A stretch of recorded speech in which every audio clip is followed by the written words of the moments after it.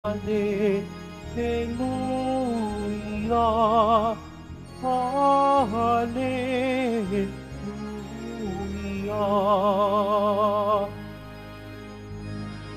Ang inig ko'y pakikinggan ng kabilang sa'king kawan. Ako'y kaninang susundan. Hallelujah, hallelujah, hallelujah,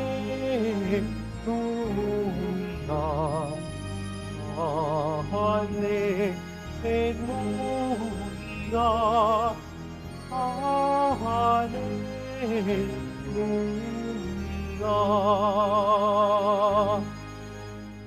Sumainyo ang Panginoon. At sumayo rin. Ang pagpapahayag ng mabuting balita ng Panginoon ayon kay San Mateo. Papuri sa iyo, Panginoon. Noong panahong iyon, isang araw ng pamamahinga, naparaan si Jesus sa triguhan. Nagutom ang kasama niyang mga alagad kaya't nangitigil sila ng uhay at kinain ang mga butil. Nang makita ito ng mga Pariseo, sinabi nila sa kanya, "Tingnan mo ang ginagawa ng iyong mga alagad. Bawal. Yan kung araw ng pamamahinga." Sumagot si Jesus, "Hindi ba ninyong nabasa ang ginawa ni David nang magutom siya at ang kanyang mga kasama?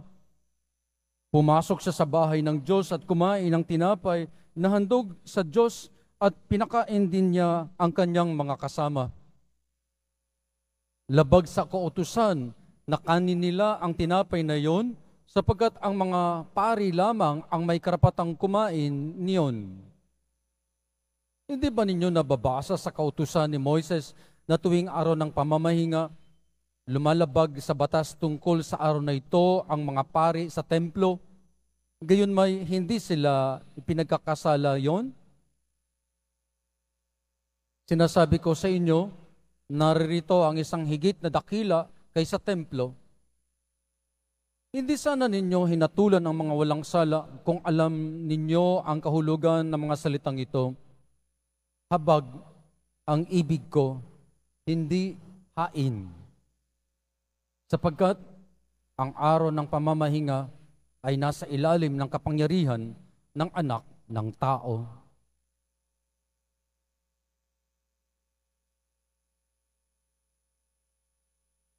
Mabuting balita ng Panginoon. Pinupuri ka namin, Panginoong Jesucristo. Magsiupo muna tayong lahat. Mga kapatid, bawal sa kautusan ng mga Hudyo ang ginawa ng mga alagad ni Jesus nung sila ay pumitas ng mga uhay ng mais. Sapagkat yun ay araw ng pamamahinga o tinatawag nating Sabbath. Alam niyo po ba na ang araw ng Sabbath ay napakahalaga sa mga Hudyo? Ito ay buong maghapon o isang araw na ginugugol nila sa kanilang pagdarasal at pakikipag-ugnayan sa Diyos. Nagsisimula po ang Sabbath o araw ng pamamahinga ng Friday o Biyernes ng hapon na mga alas 5:30. At yan ay matatapos hanggang sa susunod na araw, Sabado, na mga alas 5:30 din ng hapon. Bawal sa kanila ang gumawa ng kahit na anong trabaho. Bawal sa kanila ang magluto, ang lumakad ng mahaba. Bawal ang magtrabaho. Kaya nung nakita ng mga tao na ng mga Pariseo na yung mga alagad ay pumitas ng mais, ay pinagalitan nila ito at tinanong si Jesus, "Bakit ginagawa yan ng iyong mga alagad?" Mga kapatid, ano po ito sa atin ngayon? Nararapat lamang na sundin natin ang mga alituntunin ng ating gobyerno at ng ating simbahan. Kaya naman, kung tayo ay nasa isang liturhiya katulad ng misang ito, kung kinakailangan na tumayo, tatayo tayong lahat, di po ba? Hindi naman pwede na tumayo ang lahat tapos ikaw nakaluhod. Di ba? Sabay-sabay tayo na umaawit. May mga bagay-bagay na ginagawa natin sapagkat ito ang sinasaad ng ritual. Pero meron pang mas mahalaga dito ang pagsunod sa mga alituntunin at batas ng simbahan. At yon ay ang pakikipag-ugnayan natin sa Diyos. Ang espiritualidad o ang relihiyon ay hindi lamang nasa bakod ng pagsunod natin sa mga utos, batas at mga commandments, kundi ito ay nasa puso ng ating pakikipag-ugnayan o relasyon natin sa Diyos. Mas mahalaga ito po kaysa sa pagsunod natin sa mga alituntunin. Kaya naman, meron tayong mga tao na nagtatanong, Father, kasalanan ko po ba kumain ako ng karne ngayong Biyernes? Father, hindi po ako nakapunta po sa Quiapo nung nakaraang Friday. Parang akala mo gumuho na yung mundo. Ito yung mga tao na nagiging legalistic ang pananaw sa pagsunod sa mga utos ng ating simbahan. Ang sabi ng Panginoon, habag ang ibig ko, hindi hain. Mercy, not sacrifice. Alam niyo po ba na habang ako ay nakaupo kanina, nakikinig sa unang pagbasa, may nakita akong babae na naghahanap ng upuan diyan po sa ibaba. Tinitingnan ko kung sino ang maghahain ng espasyo para sa kanya. Isang binata ang tumayo.